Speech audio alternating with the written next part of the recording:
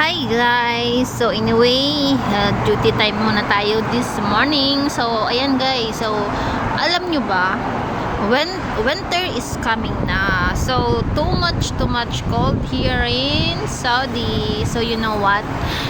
Yung winter dito, yung lamig dito sa Saudi is hindi siya normal. Kasi alam nyo ba kung bakit?